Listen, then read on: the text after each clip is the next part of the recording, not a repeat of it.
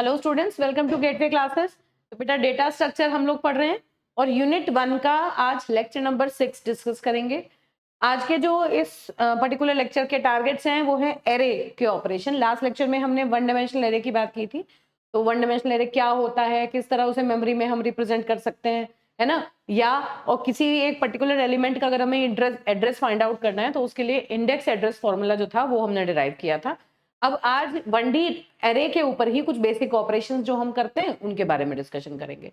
तो सब दो तीन चीजें यहाँ पर हम बात कर रहे हैं कि एरे में इंसर्शन कैसे होता है, एरे में डिलीशन कैसे होता है, और दो एरे अगर हमारे पास हैं तो हम उन्हें मर्ज कैसे करेंगे। ठीक है, उसके बाद मेरिट्स और डिमेरिट्स ऑफ एरे जो है एकेटीयू में कई बार पूछा गया है, इसको यहाँ डिस्कस करेंगे। तो ये 3-4 टॉपिक हैं, इनके ऊपर क्वेश्चन एग्जाम में आते हैं। ठीक है, इनके बारे में बात करते हैं। चलो अब देखो, ये थ्योरी है।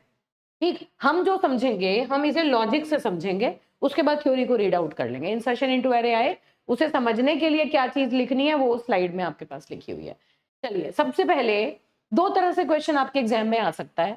या तो आपसे कहेंगे कि आप किसी एक पर्टिकुलर वन डायमेंशनल एरे में कोई किसी एक लोकेशन पर एक एलिमेंट को इंसर्ट करने के लिए एल्गोरिथम लिखिए, है ना, एल्गोरिथम या सूडो कोड लिखिए।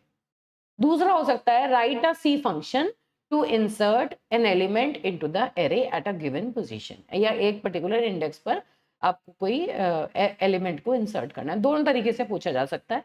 तो मैं स्टार्टिंग में आपको किस तरह से आप लोग एल्गोरिथम्स को लिखोगे वो चीज मैं एल्गोरिथम लिख के पहले बता रही हूँ, उसके बाद इसकी इम्प्लीमेंटेशन का प्रोग्राम देखेंगे। इससे क्या होगा कि जब रेगुलरली, बेसिकली तो क्या है, अगर आपको इम्प्लीमेंटेशन आती है तो आप एल्गोरिथम इजीली लिख सकते हैं, कोई बहुत बड़ी चीज नहीं है। ठीक है, तो चलो पहले एल्गोरिथम समझ लेते हैं। ये जो एक एल्गोरिथम है ये एक लीनियर एरे है। ध्यान से देखना क्या कन्वेंशन यूज हुआ है। लीनियर एरे है जिसका नाम है LA। LA stands for linear array. n number of elements हैं इस लीनियर एरे के अंदर, और k क्या है, k एक पॉजिटिव इंटीजर है जो कि n से छोटा होगा या n के बराबर होगा। मतलब ये बताएगा कि कौन सी लोकेशन पर आपको एलिमेंट को इंसर्ट करना है। तो आपको एरे के अंदर kth लोकेशन पर एलिमेंट को इंसर्ट करना है। उस लोकेशन को होल्ड करने के लिए k वेरिएबल यूज किया, और आइटम में वो नंबर है या जो भी एंटिटी है, जो भी एलिमेंट आपको इंसर्ट करना है वो आइटम के अंदर है। तो इस इंसर्शन एल्गोरिथम का नाम है insert. LA is the linear array, n are the number of elements in the array, k is the position or location on which we have to insert the element, and item is actually the element which has to be inserted inside this particular array. ठीक है, इतनी बातें हो गई। अब सबसे पहले चलो इस एल्गोरिथम को चलाते हैं और उसके साथ सीखते हैं कि क्या इंपॉर्टेंट बात है। पहली बात तो ये है, इन जनरल समझो। जैसे मान लो मैंने यहाँ पर एक एरे बनाया।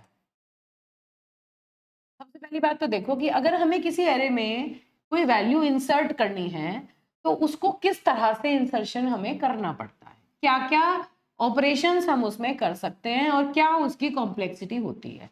मान लीजिए मैंने इस एरे के अंदर कुछ नंबर ऑफ एलिमेंट्स ले लिए, ठीक है, और मैंने जो मेरा ये कह सकते हैं कि मुझे अगर इंसर्ट करना है किसी एक लोकेशन पर, सपोज मैंने मान लीजिए 1 2 3 4 5 एंड सो ऑन, और मान लो ये n नंबर ऑफ एलिमेंट्स यहाँ पे प्रेजेंट है ना। चलो इसे लिख लेते हैं 5 6। ठीक, कुछ एलिमेंट्स डाल देते हैं 8 3 5 7 1 2। ये नंबर ऑफ एलिमेंट्स मैंने एरे के अंदर डाल दिए। अब मैं आपसे कहूँ कि मुझे k इज इक्वल टू 4, यहाँ पे और भी एरे है, मान लीजिए ये एरे और बड़ा है, आगे तक है ना, 7 एंड सो ऑन। अगर मैं कहूँ, देखिए इस तरह से कंटिन्यूएशन में है एरे। नंबर ऑफ एलिमेंट्स इसमें और भी हो सकता है, मतलब स्पेस हमने ज्यादा दे रखी है, नंबर ऑफ एलिमेंट्स इसमें हमने कम स्टोर करा रखे हैं। के की वैल्यू, मान लीजिए मैंने कहा कि के की जो वैल्यू है वो 4 है। इस बात का मतलब क्या है, के इज इक्वल टू 4 और आइटम जो मुझे इंसर्ट करना है मान लीजिए वो है 9। तो मतलब क्या हुआ कि मुझे फोर्थ इंडेक्स पर, इस एरे के फोर्थ इंडेक्स पर जाके एलिमेंट 9 को इंसर्ट करना है। मतलब इस वाली लोकेशन पर जाके ये जो 7 है इसकी जगह ये 7 9 हो जाना चाहिए। ठीक है, तो इसका मतलब क्या हुआ कि अगर मैं इसकी जगह यहाँ 9 लिख दूं, इंसर्ट करने का मतलब क्या होता है, हमने ये तो नहीं कहा कि इस 7 को रिप्लेस करना है 9 से, नहीं, हमने कहा कि इस लोकेशन पर एक नया एलिमेंट मुझे इंसर्ट करना है। तो अगर कोई नया एलिमेंट यहाँ इंसर्ट होगा तो पहले मुझे यहाँ जगह बनानी पड़ेगी, है ना। और मेरे पास जगह बनाने के लिए मुझे क्या करना पड़ेगा, मुझे एलिमेंट्स को शिफ्ट करना पड़ेगा। कैसे, सोचो। अब पहले बेसिकली समझना क्या हो रहा है, मुझे एलिमेंट्स को शिफ्ट करके एक एक एलिमेंट को शिफ्ट करना है, कहाँ तक, यहाँ तक। यहाँ जब सारे एलिमेंट हम शिफ्ट कर लेंगे तो 7 के मतलब जो नया एलिमेंट होगा उसके लिए यहाँ जगह बन जाएगी, तब वो एलिमेंट हम यहाँ पर पहुंचा देंगे। तो अब इसका तरीका क्या है, प्रोसेस क्या है, अभी एल्गोरिथम को नहीं देखना, कैसे चल रहा है वो नहीं देखना।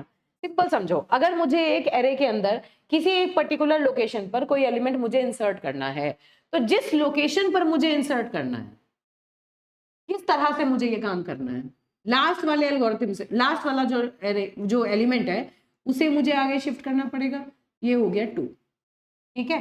फिर इस वाले को मुझे यहाँ शिफ्ट करना पड़ेगा, ये क्या हो गया 1। फिर इस वाले को मुझे यहाँ शिफ्ट करना पड़ेगा, ये क्या हो गया 7। तो देखो ये 7 1 2 जो थे ये अपनी एक एक प्लेस से आगे शिफ्ट हो गए। ये जो 7 था इस वैल्यू को मैंने बचा के आगे रख लिया। अब ये जो है बेसिकली तो यहाँ भी 7 है, लेकिन ये 7 मेरे लिए वैल्यू नहीं रखता क्योंकि ये 7 मैंने यहाँ पर पहुंचा दिया। अब इस 7 की जगह हम क्या इंसर्ट कर देंगे 9। तो किसी भी एरे में इंसर्शन से पहले आपको जिस लोकेशन पर वेरिएबल की को किसी नई वैल्यू को डालना होता है उस लोकेशन पर आपको पहले स्पेस बनानी पड़ती है, और वो स्पेस इधर की तरफ तो बन नहीं सकती क्योंकि स्टार्टिंग ऑफ द एरे तो फिक्स है। अगर एरे में नंबर ऑफ एलिमेंट्स आपने कम लिए हैं और एलोकेशन ज्यादा है मेमोरी का, तो राइट साइड में उसके स्पेस होगी, है ना। तो राइट साइड में हम उन एलिमेंट्स को शिफ्ट करेंगे, कहां तक, उस पर्टिकुलर पोजीशन पर जो एलिमेंट था उसे भी आगे शिफ्ट कर देंगे और फिर वहां पर हम एलिमेंट को इंसर्ट करेंगे। ये बेसिक आइडिया है किसी भी एलिमेंट को इंसर्ट करने का, ठीक। अब इसी चीज को करने के लिए यहाँ पर ये एल्गोरिथम लिखा हुआ है, और अब मैं पहले सूडो कोड को ड्राई रन करके बताऊंगी कि ये एल्गोरिथम किस तरह से चल रहा है। तो छोटा सा एग्जांपल लेते हैं जिससे कि हमें इजीली इतनी कम स्पेस में भी, बेसिकली तो हमें ये एल्गोरिथम समझना है कि ये काम कैसे कर रहा है। देखो, मान लो मैंने 4 एलिमेंट का एरे ले लिया, 8 2 1 3, 4 एलिमेंट्स का मैंने एरे लिया। क्या क्या चीजें मुझे गिवन है, ये लो, ये एरे है मेरा, चल रहा है, ठीक है। अब लोकेशन हमने अब ये ध्यान रखना, ये जो लोकेशंस हैं मैंने मान रखी है कि ये जो लोकेशन है ये 1 से स्टार्ट हो रही है। तो ये 1 2, एक्चुअली क्या होता है जब हम सूडो कोड या एल्गोरिथम लिखते हैं, हम पढ़ चुके लीनियर एरे का जो बेसिक जो स्टार्टिंग है वो 0 भी हो सकता है, 1 भी हो सकता है, या कोई दूसरा नंबर भी हो सकता है ना। तो यूजुअली एल्गोरिथम्स में जब हम लिखते हैं तो हम किसी भी एरे की स्टार्टिंग जो है वो 1 से मान लेते हैं, ठीक है। आप 0 से मान सकते हैं, आप किसी और नंबर से भी मान सकते हैं, तो that is not a big thing. ये एक सेट एल्गोरिथम है जो हमेशा काम करता है, सिंपलेस्ट टू अंडरस्टैंड है, इसलिए इसको हमने 1 से एरे को स्टार्ट किया है ताकि एक नंबर लेके वो सीधा सीधा समझ में आए कहां से कहां तक चल रहा है।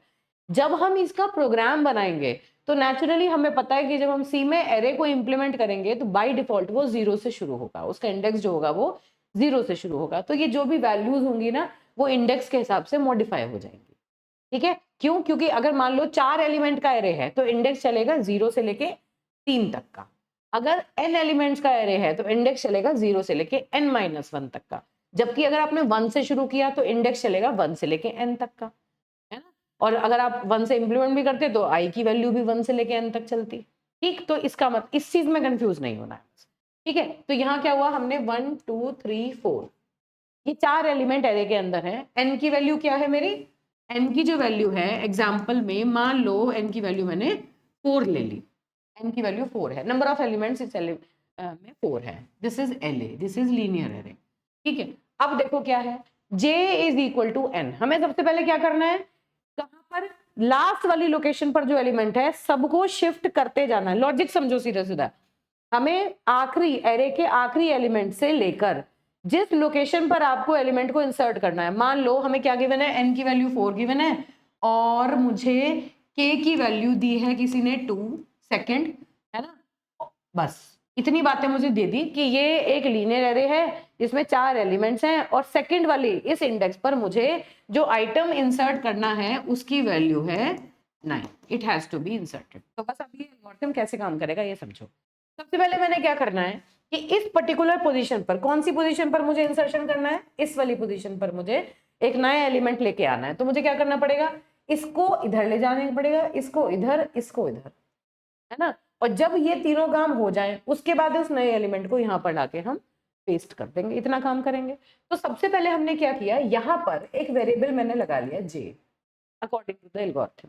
j वेरिएबल कहाँ लगाया मैंने, n से मैंने इनिशियलाइज कर लिया। यहाँ n की वैल्यू क्या है 4, तो j इज इनिशियलाइज्ड विद 4। तो देखो पहली बार में j की वैल्यू जो है वो है, फर्स्ट आइटरेशन में j की वैल्यू 4 है। अब हम क्या कह रहे हैं, जब तक j की वैल्यू k या k से बड़ी रहे, मतलब इस j को हम माइनस करते करते पीछे की तरफ चलेंगे, और जब तक j की वैल्यू k क्या है, दिस इज योर k, है ना, j की value this is your j, ठीक बात है। j की वैल्यू को माइनस माइनस करते करते जब तक वो 2 नहीं रह जाती तब तक हम सारे एलिमेंट्स को शिफ्ट करेंगे। देखो क्या होगा, सबसे पहले देखो लूप में क्या आया, j is equal to 4, k is equal to 2, 4 is greater than equal to 2, true, true है तो क्या हुआ, देखो चलो यहाँ ट्रू है ये, तो क्या हुआ, LA ऑफ j पर जो था अब वो LA ऑफ j प्लस 1 पर चला जाएगा। मतलब क्या हुआ कि LA ऑफ, देखो LA ऑफ j प्लस 1 का मतलब क्या हुआ 5 is equal to LA of 4, मतलब लीनियर एरे में फोर्थ पोजीशन पर जो एलिमेंट था अब उसे LA ऑफ 5 में पहुंचा दो। तो now this has been shifted to this one, ये काम हो गया पहली बार में, ठीक है। अब अगली बार, चलो पहले अगली बार में j is equal to j minus 1, तो j कहाँ आ गया, इधर आ गया, now j is equal to 3, ठीक है। अब j की वैल्यू हो गई 3, चेक करो कंडीशन, क्या j की value greater than equal to 2 है, दिस इज 2, ये जो k है इसकी वैल्यू क्या है 2, 2 पोजीशन पर हमें इंसर्ट करना है। j की वैल्यू 2 या 2 से बड़ी है 3 है, कोई प्रॉब्लम नहीं है, तो क्या करो j प्लस 1 पे शिफ्ट कर दो j को, तो j 3 पर कौन सी वैल्यू है 1, 1 has to be shifted to j plus 1 मतलब 4, तो मतलब LA of 4 is equal to LA of 3, LA of j को LA ऑफ j प्लस 1 पर ले जाओ, LA ऑफ 3 पर जो था अब वो LA ऑफ j प्लस 1 पर जाएगा, तो this 3 has been modified to 1। तो पहले ये 3 इधर कॉपी कर लिया, अब ये 1 इधर कॉपी कर दिया, हो गया। अब फिर j की वैल्यू j माइनस 1 हुई, j is equal to j minus 1, j की वैल्यू कितनी हो गई 2 हो गई, j की वैल्यू 2 हो गई। फिर चेक करो 2 greater than equal to 2, true, true है तो भाई j की 2 पोजीशन पर जो है उसे 3 पर ले जाओ, तो इसका मतलब LA of 3 is equal to LA of 2, LA of 2 क्या है 2, इसको कहाँ ले जाओ 3 पर, यहाँ पर 2 कॉपी कर दिया आपने, तो देखो 2 1 3 को आपने एक प्लेस शिफ्ट कर दिया, और जैसे ही आपने शिफ्ट किया ये वैल्यू यहाँ कॉपी हो गई, अब इस वैल्यू के ऊपर हम दूसरी कोई वैल्यू डाल देंगे तो भी कोई दिक्कत नहीं है, ठीक। फिर हमने j is equal to j minus 1 किया, है ना, j की वैल्यू कितनी हो गई 1, देखो 1 greater than equal to 2 false, जैसे ही कंडीशन फॉल्स हो गई आप कहाँ आएंगे लूप के बाहर, और लूप के बाहर आके आपने क्या किया LA of k is equal to item, k की वैल्यू क्या है 2, तो LA ऑफ 2 पर आपने 9 इंसर्ट कर दिया, लूप खत्म हुआ, LA ऑफ उस पर आपने 9 इंसर्ट कर दिया, n is equal to n plus 1, n की जो वैल्यू थी अब आपने उसको 4 सेट कर दिया, and you exit from the algorithm, बस यही तो काम करना था। एक एग्जिस्टिंग एरे था, नंबर ऑफ एलिमेंट्स पता थे, कौन सी पोजीशन पर एलिमेंट इंसर्ट करना है ये पता था, और आपको क्या एलिमेंट इंसर्ट करना था ये पता चल गया, तो आपने क्या किया, अब सीधा सीधा मोटा मोटा समझो, लास्ट वाले एलिमेंट से लेकर जिस पोजीशन पर आपको एलिमेंट डालना है वहां तक के सारे एलिमेंट्स को एक एक प्लेस राइट शिफ्ट करते जाओ, ठीक है। और जैसे ही आप ये काम, ये जो पोजीशन तक आप पहुंच गए, जहां पर आप उस लोकेशन पर जहां पर आप पहुंच गए उसको आपने शिफ्ट कर दिया, उसके बाद आपको रुक जाना है और उस पर्टिकुलर पोजीशन पे जाके उस एलिमेंट को इंसर्ट कर देना है और नंबर ऑफ एलिमेंट्स इंक्रीज कर देने हैं। नेचुरली 4 एलिमेंट थे पहले एरे में, अब एरे में 5 एलिमेंट आएंगे, ठीक है। तो this is the insertion algorithm, pseudo code है जो कि किसी भी एक एरे के अंदर, लीनियर एरे के अंदर किसी एलिमेंट को इंसर्ट करता है। अब मुझे ये बताओ कि इसकी टाइम कॉम्प्लेक्सिटी कितनी होगी, बताओ। टाइम कॉम्प्लेक्सिटी का मतलब how many number of operation we have to do. मान लो अगर मैं आपसे कहूं कि फर्स्ट वाली लोकेशन पर आपको कोई नया एलिमेंट इंसर्ट करना है तो आपको कितने शिफ्ट ऑपरेशन करने पड़ेंगे, 1 2 3 4, मतलब जितने एरे में एलिमेंट्स हैं उन सबको आपको एक एक करके शिफ्ट करना पड़ेगा। और हमने क्या कहा था कि किसी भी एल्गोरिथम की टाइम कॉम्प्लेक्सिटी जब हम निकालते हैं तो हम वर्स्ट केस सिनेरियो मान के चलते हैं।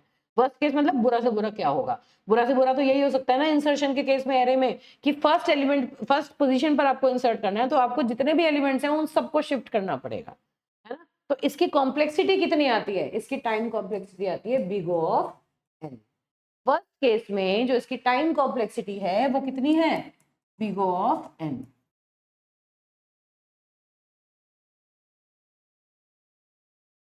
बिग ऑफ, बड़ा लिख देते हैं, बिग ऑफ एन। क्यों, क्योंकि मैक्सिमम जितने इनपुट्स होंगे, जितने नंबर्स होंगे एरे में, मैक्सिमम नंबर ऑफ ऑपरेशन उतने आपको परफॉर्म, उतने नंबर ऑफ शिफ्ट ऑपरेशन आपको परफॉर्म करने पड़ेंगे वर्स्ट केस में। तो इसलिए एरे में जो इंसर्शन होता है या डिलीशन के केस में भी हमें यही करना पड़ेगा, शिफ्टिंग करनी पड़ेगी। ये हमें किसी भी एलिमेंट को इंसर्ट या डिलीट करने में करनी पड़ती है, इसलिए एरे में इंसर्शन डिलीशन कॉम्प्लेक्स माना जाता है, क्योंकि कुछ नंबर ऑफ ऑपरेशन आपको कैरी आउट करने पड़ते हैं। ऐसा नहीं है कि एरे में डायरेक्टली आप किसी भी नंबर को इंसर्ट कर दो, डिलीट कर दो, ठीक है। ऐसे इंसर्ट कर दोगे तो ये ओवरराइट हो जाएगी, 2 की वैल्यू चेंज हो जाएगी। उसको थोड़ा ना करना है, मॉडिफाई थोड़ी करना है, एक नए नंबर को इसके अंदर लेके आना है, तो शिफ्ट करके जगह बनानी है, उसके बाद इंसर्शन करना पड़ेगा। अब यहाँ भी जब आप इसे इंप्लीमेंट करोगे तो आपको ये ध्यान रखना पड़ेगा, ऐसा ना हुआ कि आपने एरे का साइज 4 ले रखा है, 4 ही लेंथ का एरे आपने बना रखा है, उसमें आप कोई एलिमेंट इंसर्ट करना चाह रहे हो, ऐसा नहीं होना चाहिए। एरे आपका बड़ा होना चाहिए, उसमें एडिशनल स्पेस होना चाहिए, तभी तो आप शिफ्ट कर सकते हैं एलिमेंट्स को। इस बात का इम्प्लीमेंटेशन के टाइम पर ध्यान रखना होता है, ठीक है। अब देखो, तो इसी चीज के लिए इस स्लाइड बेसिकली मैंने अंडरस्टैंडिंग पर्पस के लिए रखी थी, इसको हटा देते हैं, मुझे लगता है समझ आ गया होगा ये। अब देखो, अब ये इसका सी प्रोग्राम है, ठीक है। सी इम्प्लीमेंटेशन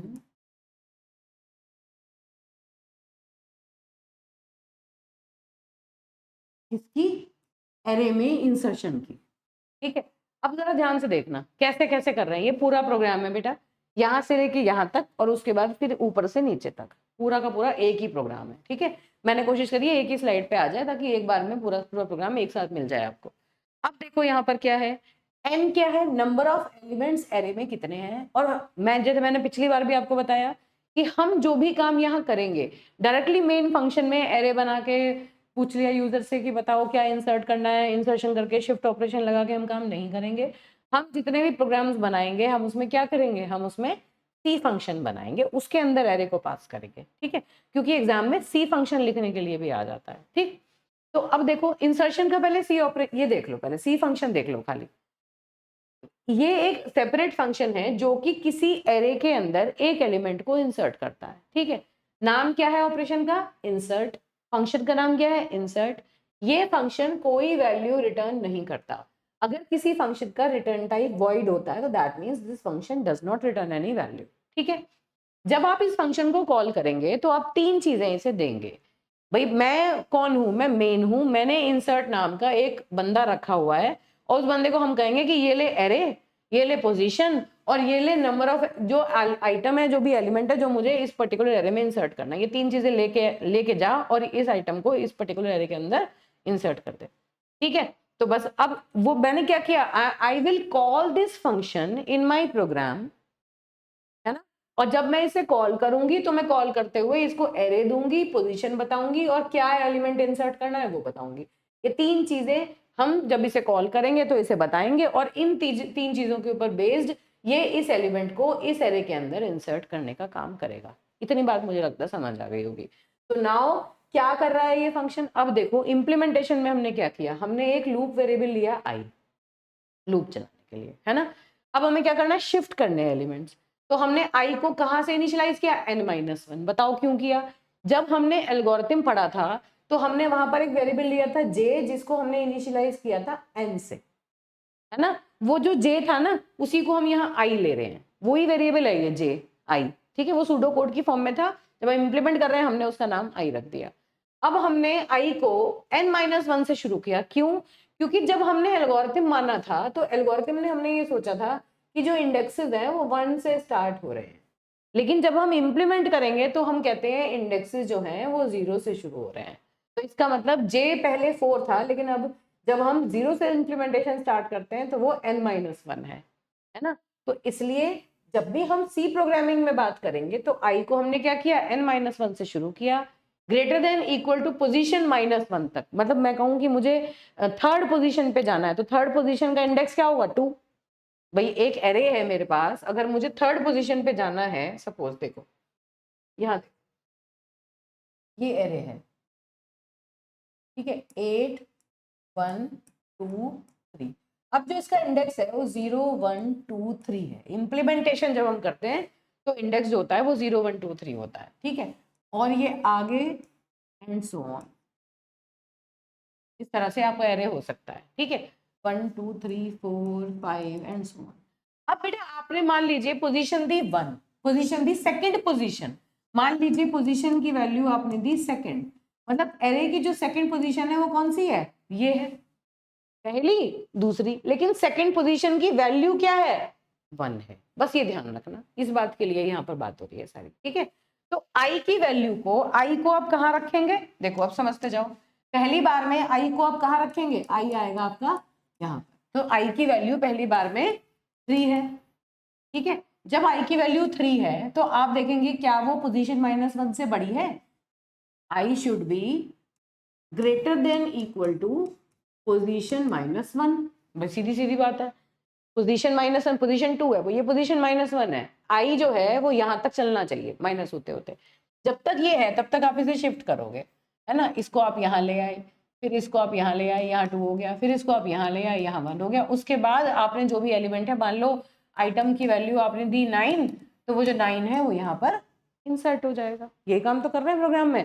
तो बस इसी चीज को लिखने के लिए यहाँ पर क्या लिख रखा है, देखो आई को n-1 से शुरू किया, पोजीशन -1 तक, जब तक हम उसे चलाएंगे आई को माइनस माइनस करते रहेंगे, और a ऑफ i पर जो चीज है उसे i+1 पर शिफ्ट कर देंगे, है ना। तो सारे के सारे एलिमेंट्स को पहले हमने i+1 तक एक एक करके शिफ्ट किया, और जब पूरा का पूरा शिफ्ट हो गया तो पोजीशन -1 वाली जो लोकेशन है उस पर हम आइटम को इंसर्ट कर देंगे। पोजीशन -1 वाली जो लोकेशन है उस पर इस एलिमेंट को हम इंसर्ट कर देंगे। उसे करने के लिए हमने यहाँ पर ये कोड लिख रखा है। n++ number of elements array में जितने भी हैं उसमें प्लस इंक्रीमेंट कर देंगे और कह देंगे कि एक एलिमेंट सक्सेसफुली इंसर्ट हो गया। तो जो हमने एल्गोरिथम लिखा था ये उसी का सी प्रोग्राम है, ठीक है। लॉजिक क्या है कि आपको लास्ट एलिमेंट से लेके उस पर्टिकुलर पोजीशन तक सारे एलिमेंट्स को राइट शिफ्ट करना है। राइट शिफ्ट मतलब ith लोकेशन पर जो एलिमेंट है उसे i+1 वाली लोकेशन पर लेके जाना है। कब तक, जब तक आप पोजीशन -1 तक आपकी आई की वैल्यू है, उससे बड़ी उससे छोटी अगर वैल्यू हो गई मतलब उसके इधर आपको नहीं जाना, ठीक है। और फिर लास्ट में उस पोजीशन पर आप उस एलिमेंट को इंसर्ट कर दोगे। बस ध्यान रखना एल्गोरिथम में पोजीशन यूज किया था, यहाँ पोजीशन -1 यूज करना पड़ेगा, क्योंकि जो इंडेक्स है वो आप 0 से शुरू कर रहे हो। तो ये तो समझ में आ गया होगा, है ना। अब देखो, अब मेन फंक्शन देखो। मेन फंक्शन से पहले कंपाइलर को हम ये पहले से बताएंगे कि हम इंसर्ट नाम का फंक्शन यूज करेंगे। वो फंक्शन एक एरे और 2 इंटीजर एज इनपुट एक्सेप्ट करेगा एज आर्ग्यूमेंट। वो ये 3 चीजें हमें उस फंक्शन को बतानी पड़ेंगी। क्या क्या है बताओ, एरे बता दो, किस पोजीशन पर एलिमेंट इंसर्ट करना है ये बता दो, और क्या एलिमेंट इंसर्ट करना है ये बता दो। ये 3 चीजें बतानी पड़ेंगी। अब आपने क्या किया, आपने देखो 100 एलिमेंट्स का एरे बना लिया। यहाँ पे मैक्सिमम जो नंबर ऑफ एलिमेंट्स इसमें आ सकते हैं वो 100 आ सकते हैं। पोजीशन आइटम 2 वेरिएबल्स यहाँ ले लिए, यूजर से पूछ लिया कितने एलिमेंट का एरे चाहिए, यूजर ने कहा 4 एलिमेंट का एरे चाहिए, 0 से लेके 3 तक का लूप चला दिया, और एरे ए ऑफ आई मतलब A0 A1 A2 A3 4 element ये एरे के आपने इंसर्ट करा लिए। फिर आपने पूछा कि क्या पोजीशन आपको चाहिए, है ना। Enter position to insert 1 to n+1। कहने का मतलब क्या हुआ कि 1 से लेके n+1 तक जो भी आपको पोजीशन चाहिए इंसर्शन, जहां आपको एलिमेंट को कराना है वो आप बता दो। फिर पोजीशन को इंसर्ट करा लिया, और फिर उसके बाद एंटर आइटम टू इंसर्ट, क्या आइटम इंसर्ट करना है वो बता दो। फिर आपने चेक कर लिया पोजीशन जो है अगर वो लेस देन 1 है या फिर पोजीशन ग्रेटर देन n+1 है तो उस केस में आप एरे में एलिमेंट इंसर्ट नहीं कर सकते। इस बात का क्या मतलब है, ये एरे है, n की वैल्यू 4 है ना।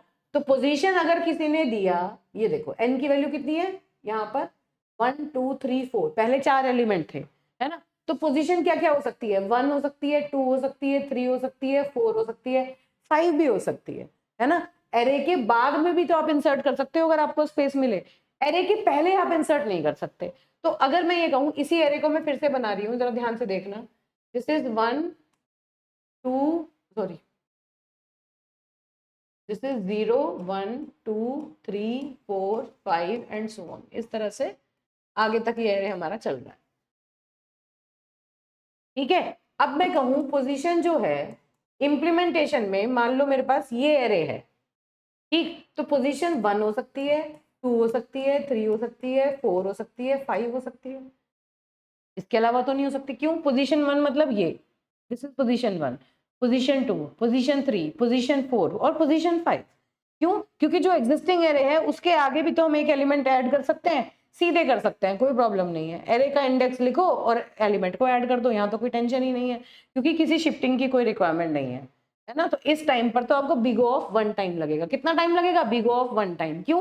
क्योंकि डायरेक्टली आप लिखो A of 4 is equal to item, सीधा सीधा। आपको यहाँ पर मान लो आपने 8 1 2 3 ये आपका एरे है, और आपको किसी ने पोजीशन दी ये वाली, 4 एलिमेंट के एरे में 5वीं पोजीशन पे आपको इंसर्ट करना है, तो सीधा आपको A4 इज इक्वल टू 9 सीधा इंसर्ट करोगे, आपको कोई शिफ्टिंग की रिक्वायरमेंट नहीं होगी। तो इस केस में बिग O ऑफ 1 टाइम लेगा एरे में इंसर्शन, ठीक है। लेकिन अगर आपको शिफ्टिंग करनी पड़ती है तो कितने नंबर ऑफ ऑपरेशन आपको करने पड़ रहे हैं? मैक्सिमम कितने पड़ सकते हैं? जितने एरे में एलिमेंट है उतने एलिमेंट्स आपको राइट शिफ्ट करने पड़ सकते हैं, ठीक है। तो जो पोजीशन की वैल्यू है ना तो वो 1 से कम हो सकती और ना वो n+1 से ज्यादा हो सकती। ऐसा नहीं हो सकता कि मान लो इतने आपने एरे ले रखे हैं और आप कह रहे हैं कि 4 एलिमेंट है और छठी पोजीशन पे आप इंसर्ट करो, नहीं कर सकते। 5वीं पे कर सकते हो क्योंकि continuous number of elements store होने चाहिए। एरे में ऐसा नहीं हो सकता कि यहाँ 2 एलिमेंट है, बीच में खाली है, फिर 2 एलिमेंट है, फिर एक खाली है, ऐसा नहीं हो सकता। कोई एलिमेंट बीच में खाली नहीं हो सकता, ठीक है। तो इस बात का ध्यान रखना है। तो जो पोजीशन है वो 1 से कम नहीं हो सकती और n+1 हो सकती है, वैलिड पोजीशन है। लास्ट एलिमेंट के बाद एक एलिमेंट आप इंसर्ट कर सकते हो, उसको छोड़ के आगे आप इंसर्ट नहीं कर सकते, ठीक है। तो इसलिए ये कंडीशन हमने यहाँ पर चेक कर ली, पोजीशन -1 या फिर बीच में क्या लगा रखा है? लॉजिकल और, है ना। पोजीशन या तो 1 से छोटी हो या फिर n+1 से अगर बड़ी है तो ये इनवैलिड पोजीशन है। इसका मतलब आपने जो पोजीशन एंटर की वो इनवैलिड थी। नहीं तो आप क्या करेंगे? इंसर्ट फंक्शन को कॉल कर देंगे, एरे आपने पास कर दिया, पोजीशन पास कर दी और आइटम पास कर दिया। एरे में कितने नंबर ऑफ एलिमेंट है? अगेन आपने ऊपर ग्लोबली डिक्लेयर कर रखा है। ग्लोबल डिक्लेरेशन का मतलब कि जो भी आप एरे पास करेंगे, अपने बेस एड्रेस पास किया, इस एरे के करस्पॉन्डिंग आपने यहाँ क्या लिख रखा है? ये मैंने पहले भी बताया था, जब आप किसी फंक्शन में एरे को पास करते हो तो यहाँ सिर्फ एरे का नाम लिख दो, पूरा एरे पास हो जाता है, क्योंकि एरे का नाम उसका बेस एड्रेस होता है। और यहाँ पे एरे के आगे इंट एरे और यहाँ पर स्क्वायर ब्रैकेट्स लगा दो, तो ये पूरा का पूरा एरे यहाँ पर आके कॉपी हो गया। और फिर यहाँ पर शिफ्टिंग करके एलिमेंट्स को इंसर्ट कर दिया। This is how in an array we can insert a new element. तो इन ऑल जिस्ट क्या हुआ कि एक एरे के अंदर किस पोजीशन पर आपको एलिमेंट इंसर्ट करना है, वो पोजीशन आप यूजर से पूछो, और वो पोजीशन 1 से कम नहीं होनी चाहिए और n+1 से ज्यादा नहीं होनी चाहिए। अगर आपको n+1 वाली पोजीशन पर इंसर्ट करना है, मतलब 4 एलिमेंट का एरे है, 5वीं पोजीशन पर आपको इंसर्ट करना है, तो उसमें बिग O ऑफ 1 टाइम लगेगा, है ना, क्योंकि एक सिंगल एक स्टेप से आप वो काम कर पाएंगे। और अगर आपको इन बिटवीन द एरे कोई एलिमेंट इंसर्ट करना है, मिडिल में करना है या किसी गिवन पोजीशन पे करना है, तो आपको शिफ्टिंग करनी पड़ेगी। वर्स्ट केस में उसमें बिग O ऑफ 1 टाइम लगेगा, ठीक है। तो यहाँ पर अगर पोजीशन मैं लिख देती हूँ, चलो इधर लिखती हूँ जहां मैंने कॉम्प्लेक्सिटी लिखी थी, वहीं पर ये चीज लिख देते हैं। इसी को दोबारा से लिख देते हैं। देखो,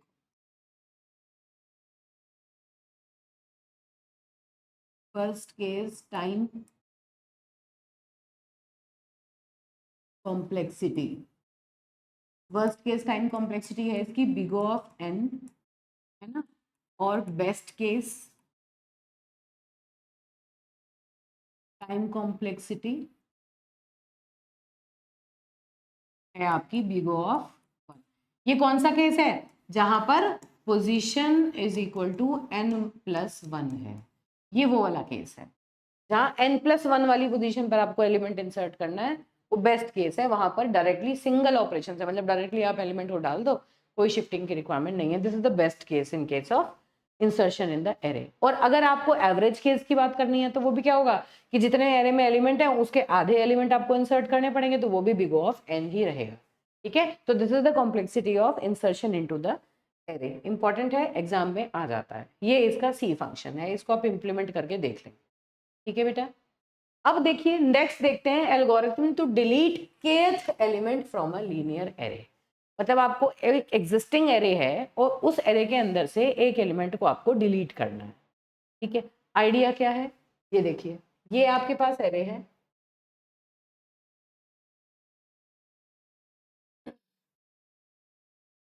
ये एरे है, मान लीजिए 8 1 2 3, वही जो एरे हमने अभी लिया था उसी एरे की बात कर रहे हैं।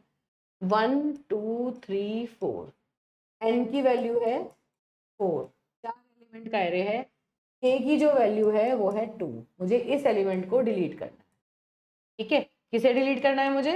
1 को डिलीट करना है, इस 1 को मुझे डिलीट करना है। तो क्या करेंगे? 1 को डिलीट करने के लिए क्या करना पड़ेगा?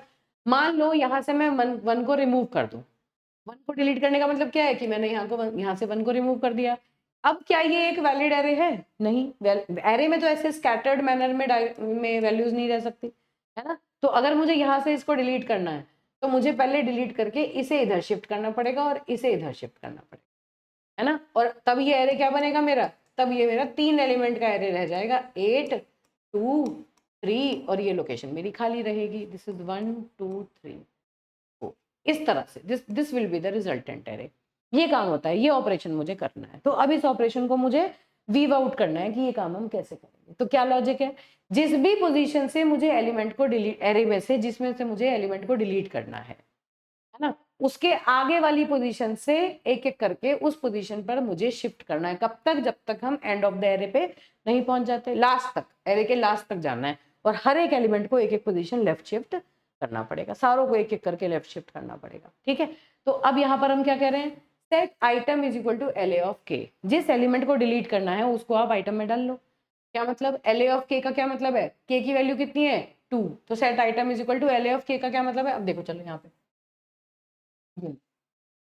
यही एक एग्जाम्पल बना लेते हैं, इसी को समझेंगे। 8 1 2 3, दिस इज योर LA 1 2 3 4, ठीक है। और यहाँ पर K की वैल्यू है 2 मान लो, और N की वैल्यू है 4। ये चीजें हमें दी हुई हैं, ठीक है बेटा।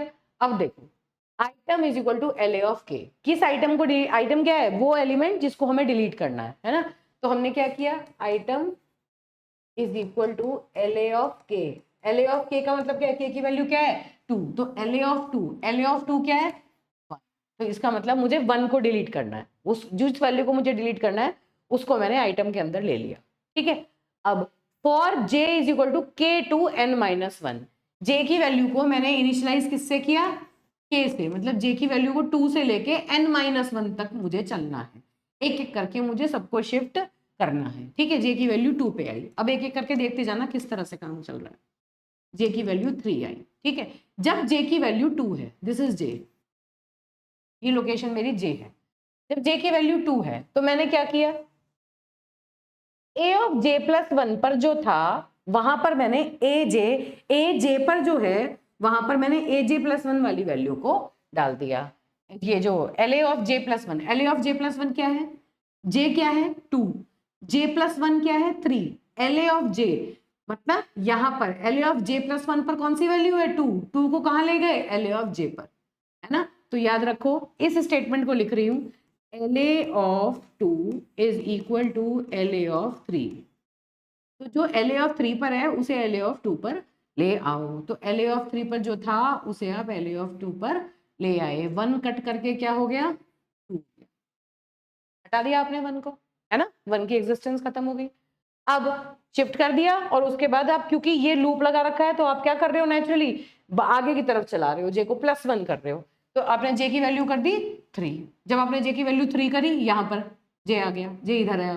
अब 3 is less than equal to N-1। हाँ, N की वैल्यू 4 है, 3 is less than equal to 4, true है। तो फिर अब आप क्या करेंगे?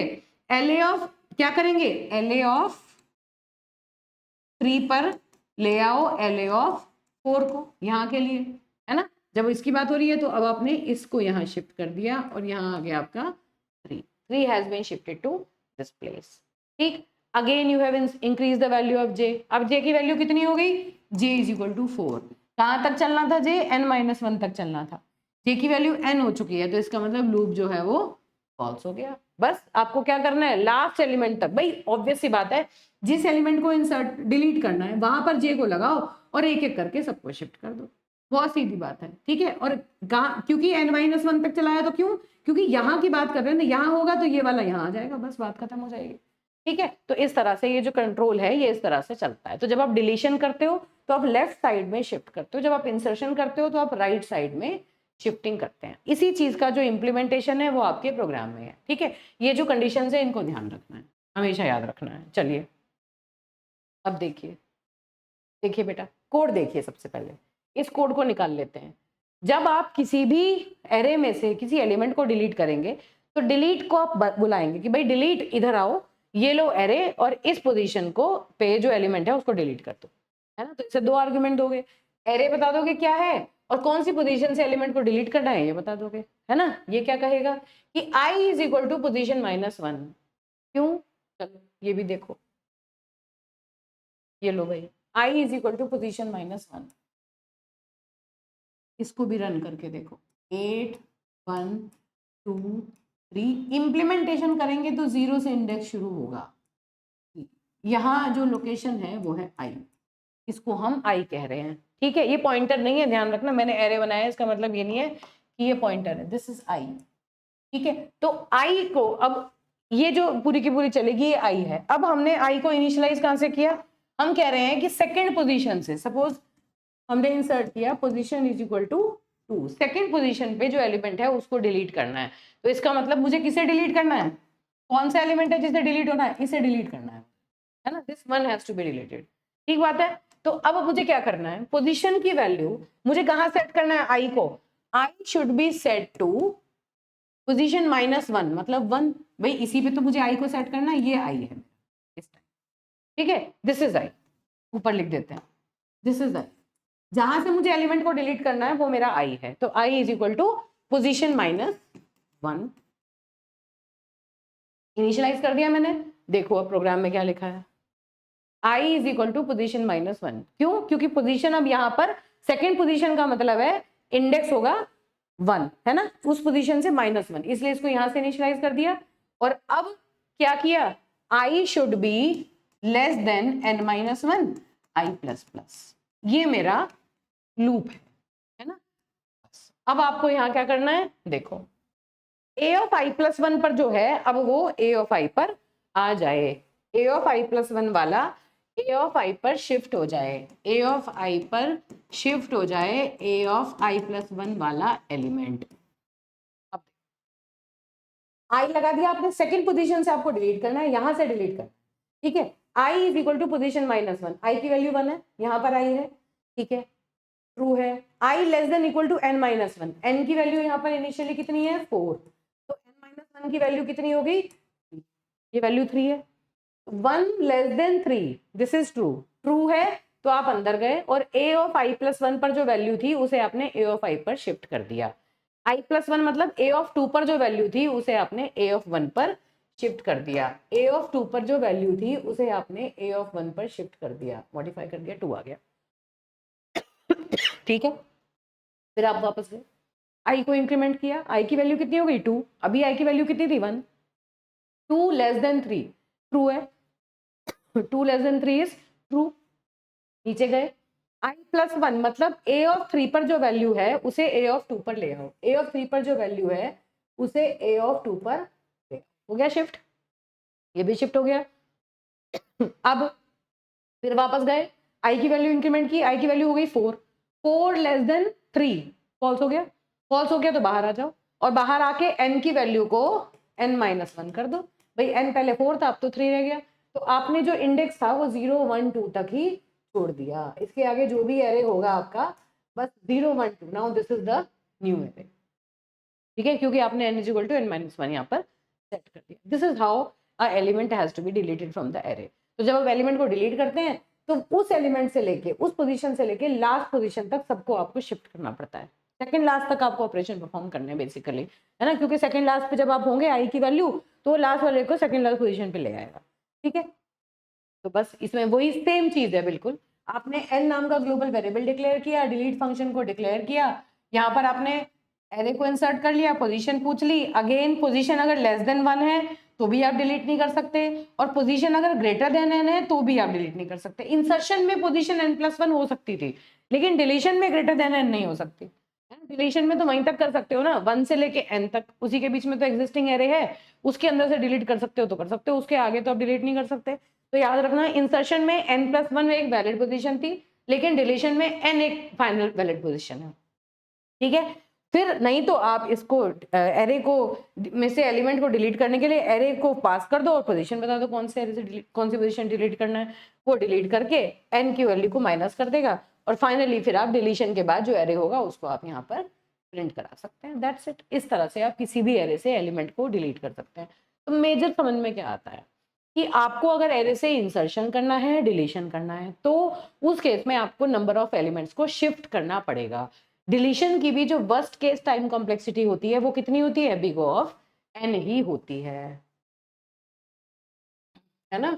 डिलीशन की भी जो टाइम कॉम्प्लेक्सिटी है वो बिग ऑफ एन ही है, ठीक, क्योंकि मैक्सिमम आपको एन नंबर ऑफ एलिमेंट्स को ही शिफ्ट करना पड़ेगा। फर्स्ट प्लेस से आपको डिलीट करना है तो आपको इतने सारे जितने भी एरे में एलिमेंट है सबको शिफ्ट करना पड़ेगा, ठीक है। तो इसकी भी जो वर्स्ट केस कॉम्प्लेक्सिटी है वो बिग ऑफ एन ही है। मुझे लगता है ठीक हो गया होगा, ठीक। ऐसे ही अगर आपको लास्ट जो है एरे का जो लास्ट एलिमेंट है उसको डिलीट करना है तो उस केस में बिग ऑफ 1 से डिलीट हो जाएगा, है ना। बिग ऑफ 1, अगर लास्ट एलिमेंट को आपको डिलीट करना है तो बिग ऑफ 1 लगेगा, डायरेक्टली डिलीट कर सकते हो, किसी शिफ्टिंग की रिक्वायरमेंट नहीं है। और अगर आपको फर्स्ट एलिमेंट को डिलीट करना है तो आपको सारे एरे एलिमेंट्स को लेफ्ट शिफ्ट करना पड़ेगा, उसके लिए बिग ऑफ एन टाइम लगेगा, है ना। तो बस इस तरह से एरे में डिलीशन जो है वो पूछ लिया जाता है। आपको सी फंक्शन भी पता होना चाहिए और इसका सूडो कोड भी पता होना चाहिए, दोनों चीजें आपसे पूछी जा सकती है। तो एरे में इंसर्शन डिलीशन हमने पढ़ लिया। तो इतनी बातों से हमें ये तो समझ में आ गया कि एरे में इंसर्शन डिलीशन कॉम्प्लेक्स ऑपरेशन है, डायरेक्टली हम किसी भी चीज को इंसर्ट या डिलीट नहीं कर सकते, हमें शिफ्टिंग करनी पड़ती है। अब देखिए ये है, अगर मेरे पास दो एरे हैं, उन दोनों एरेज को मुझे मर्ज करना है। अगला है इंपॉर्टेंट है, एग्जाम में पूछा भी गया है। दो सॉर्टेड एरे हैं मेरे पास और उन दोनों सॉर्टेड एरेज को मुझे मर्ज करके एक फाइनल एरे बनाना है। मर्जिंग का मतलब क्या होता है कि एक एरे है जिसमें कुछ नंबर ऑफ एलिमेंट्स पड़े हुए हैं, दूसरा एरे है जिसमें कुछ नंबर ऑफ एलिमेंट्स पड़े हुए हैं, और वो दोनों एरे अलग अलग एरे सॉर्टेड है। सॉर्टेड मतलब वो एक पर्टिकुलर ऑर्डर में सॉर्टेड है, या तो असेंडिंग ऑर्डर में या डिसेंडिंग ऑर्डर में। और फिर उन एरेज को मुझे मर्ज करके एक नया एरे बनाना है। मर्ज करना मतलब कंबाइन करना है उनको, और जो फाइनल एरे बने वो भी सॉर्टेड होना चाहिए। ये ऑपरेशन हम यहाँ पर परफॉर्म करेंगे। इसका सबसे पहले मैंने सी फंक्शन लिखा हुआ है, सबसे पहले ये सी फंक्शन इसका देखो और इस फंक्शन के हिसाब से यहाँ कैसे इंप्लीमेंट होता है वो समझो। फिर इसके बाद इसका एल्गोरिथम दिखाऊंगी। एल्गोरिथम भी आ सकता है एग्जाम में, फंक्शन भी पूछा जा सकता है, ठीक है। तो मर्ज ऑपरेशन में क्या कहते हैं हम, देखो जरा ध्यान से समझना। मेरे पास इसको इंप्लीमेंट करते हैं, पार्टीशन बना लेते हैं। ये लो, चलो देखो भाई, मेरे पास दो एरे हैं, छोटे छोटे दो एरे लेते हैं। सपोज एक तो ये ले लेते हैं 8 1, नहीं सॉर्टेड एरे लेते हैं। सपोज 10 15 20 25। एक एरे तो ये है जिसका नाम है ARR1। दिस इज ARR1 पहला एरे, ठीक है। फिर मैंने लिया दूसरा एरे, दूसरे एरे में लिख देते हैं 5, फिर लिखते हैं 12, फिर लिखते हैं सपोज 23। 3 एलिमेंट दूसरे एरे में है, इसका नाम है ARR2, ठीक है। दो एरे है मेरे पास। इसमें कितने नंबर ऑफ एलिमेंट्स हैं, N1 की जो वैल्यू है वो मैंने ली है 4 और N2 की वैल्यू मैंने ली है 3। मतलब N1 का मतलब है पहले वाले ARR1 पहला एरे है, ARR2 दूसरा एरे है। पहले एरे में 4 एलिमेंट हैं, दूसरे एरे में 3 एलिमेंट हैं, ठीक। इसमें तो मुझे नहीं लगता कोई कंफ्यूजन है। अब एरे के जो इंडेक्स हैं वो 0 1 2 3 और इसका इंडेक्स है 0 1 2, ठीक है।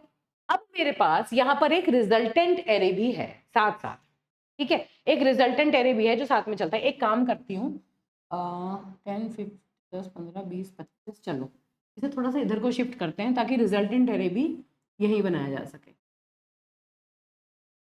ठीक है। This is 10 15 20 25।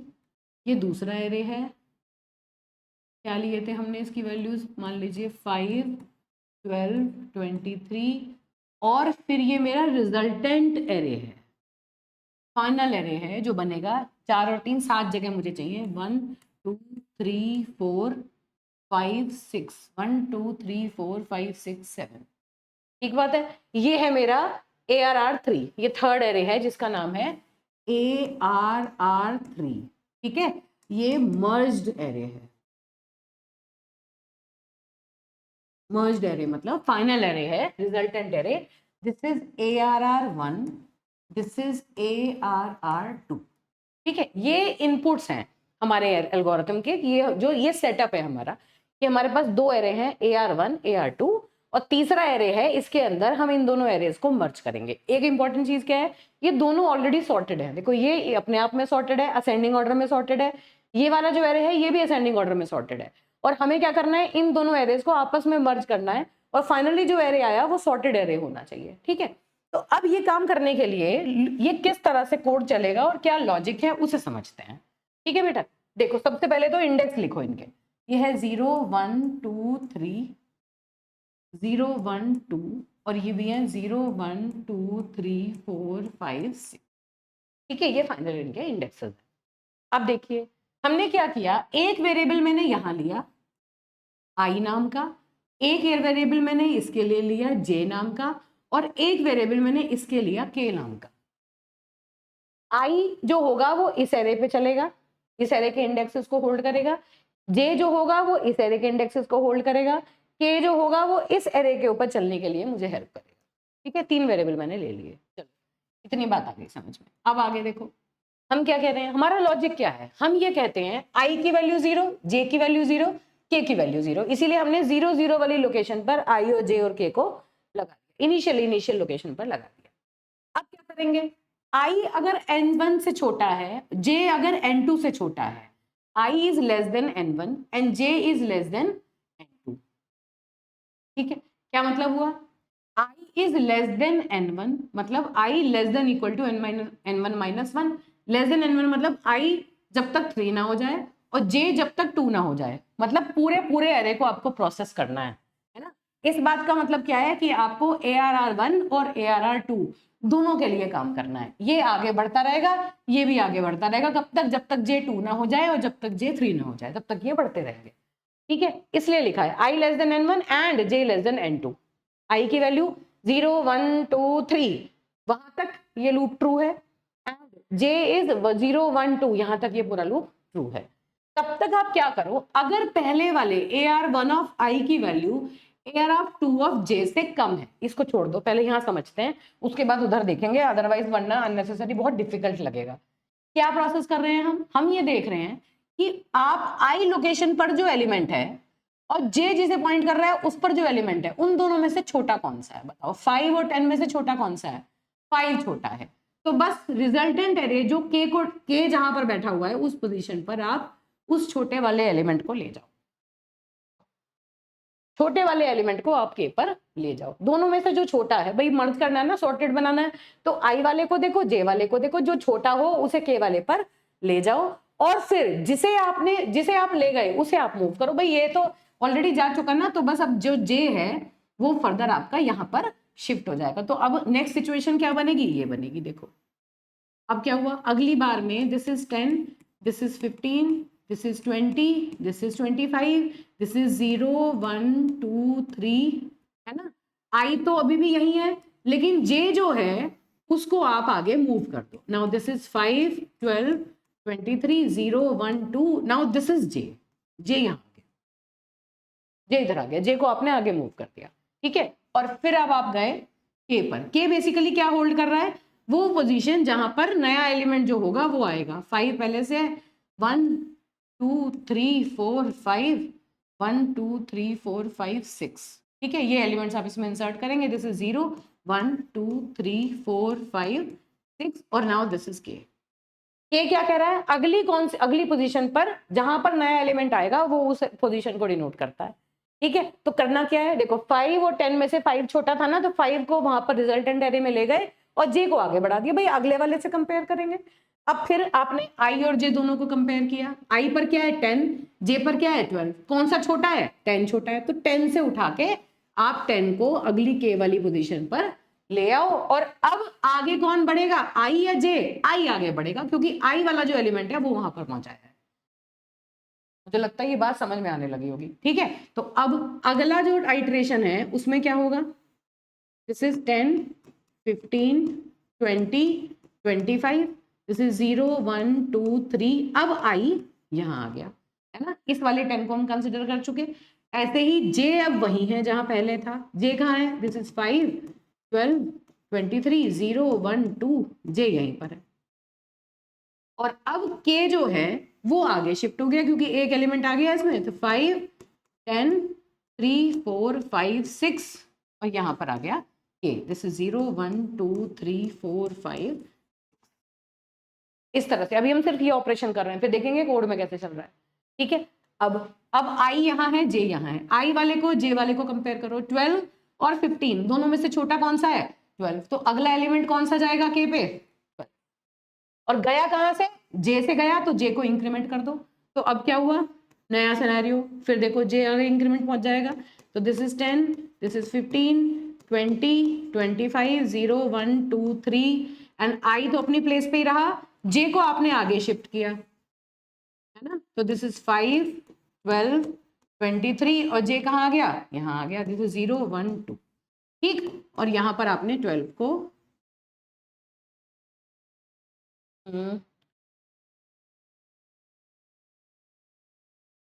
क्या किया, ठीक है, पहले यहाँ पर हमने आई और जे को कंपेयर किया, तो आपका 12 जो है वो इधर शिफ्ट हो गया, इधर आ गया। ठीक है, अब आप आई और जे इधर है, चलो अच्छा ठीक है, तो ये इस तरह से हम दिखा देते हैं, 3, 4, 5, 6, 0, 1, 2, 3, 4, 5, 6।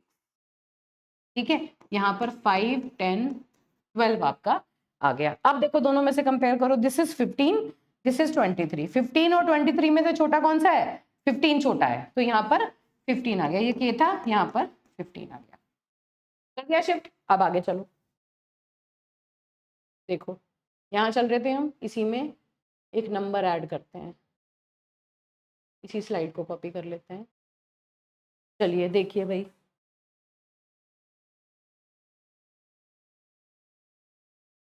देखो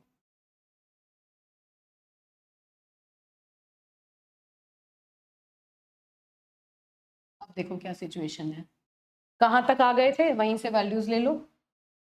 ये है आपका आई है 15 पर, जे है 23 पर, है ना, और के आ गया 15 पर शिफ्ट हो गया। अब इस सिचुएशन के बाद अब किसको मूव करोगे, 15 आ गया है ना यहाँ पे, तो अब आई को मूव करोगे, जे वहीं का वहीं रहेगा, तो आई किस पे आ जाएगा, 20 पे आ जाएगा। आई किस पे आ गया, 20 पे आ गया, आई यहाँ है, जे यहाँ है, और आप शिफ्ट किसे किसे कर चुके, 5, 10, 12, 15, 5, 10, 12, 15 और के यहाँ पर अब अगले एलिमेंट को होल्ड करने के लिए तैयार है। अब देखो ये 20 है, ये 23 है, फिर छोटा कौन सा है, 20 छोटा है, तो 20 will be shifted to this position, 20 यहाँ चला गया।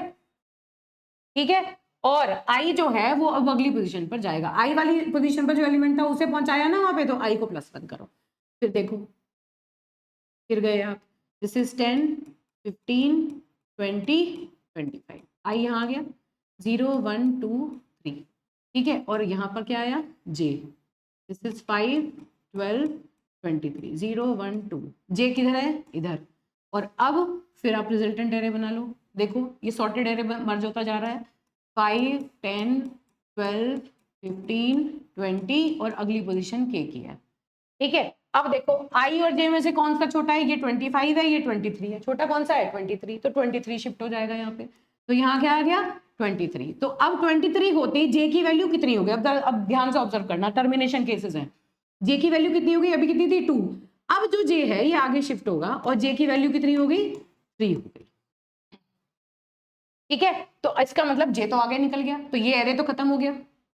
जब ये एरे खत्म हो गया तो अब आई के साथ कंपेयर करने के लिए तो कोई बचा ही नहीं, तो अब हम क्या करेंगे, सीधा आई का जो जितना भी इस एरे के जितने भी रिमेनिंग एलिमेंट्स हैं वो सारे के सारे उठा के इस एरे के अंदर रख देंगे, क्योंकि एक एरे तो खत्म हो चुका, मर्ज करने वाली चीज तो खत्म ही है, ये ऑलरेडी सॉर्टेड है, तो इसके आगे के सारे एलिमेंट्स वहां भेज देने हैं, तो बस 25 को हमें यहाँ पर सीधा सीधा कॉपी कर देना है, और ये फाइनल रिजल्टेंट एरे है, दिस इज आवर सॉल्यूशन। इस तरह से हम इसे सीधा सीधा करके चलेंगे, इस तरह से करेंगे। ठीक है, तो अब देखो जरा कि एल्गोरिथम जो है या जो ये कोड है ये किस तरह से चल रहा है। अब इस बात को समझना है। देखिए, सबसे पहले हमने क्या लगाई कंडीशन शुरू में, देखो आई की वैल्यू क्या है 0, जे की वैल्यू क्या है 0, के की वैल्यू क्या है 0। आई लेस देन n1, n1 की वैल्यू क्या है 4, तो 0 less than 4 true, and J 0 less than 3 true, दोनों ट्रू है। तो क्या हुआ, ARR of 1 if ARR of 1 is less then ARR 2 of j आई, इसका ये जो एलिमेंट है अगर ये इससे छोटा है तो ARR 3 ऑफ k में i वाले को शिफ्ट कर दो, i को इंक्रीमेंट कर दो और k को इंक्रीमेंट, k तो इंक्रीमेंट हर बार होना ही है ना। तो पहले वाले केस में क्या हुआ, क्या ARR ऑफ i छोटा है ARR 2 ऑफ j से, ARR ऑफ i क्या है 10, क्या ये छोटा है 2 ऑफ j से, नहीं, तो ये कंडीशन फॉल्स हो गई।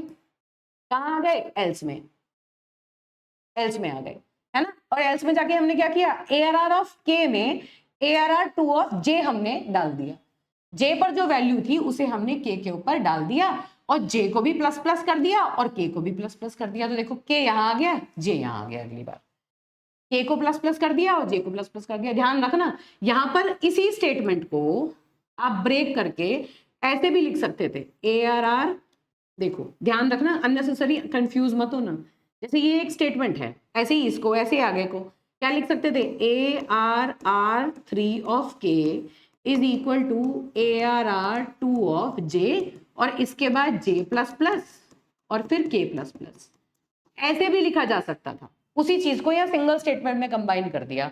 क्यों, क्योंकि यहाँ पर देखो पोस्ट इंक्रीमेंट है, पोस्ट इंक्रीमेंट का मतलब है पहले वाली वैल्यू पहले ऑपरेशन में यूज हो जाएगी उसके बाद इंक्रीमेंट होगी। तो j पर जो वैल्यू है पहले वो उस वैल्यू की बात कर रहे हैं वो असाइन हो जाएगी, उसके बाद इन j और k की वैल्यूज को इंक्रीमेंट करेंगे। ठीक है, तो इसी स्टेटमेंट को हम ऐसे अलग अलग भी लिख सकते थे, तो इसलिए अननेसेसरी कंफ्यूज मत होना। ठीक है बेटा, अब देखो चलो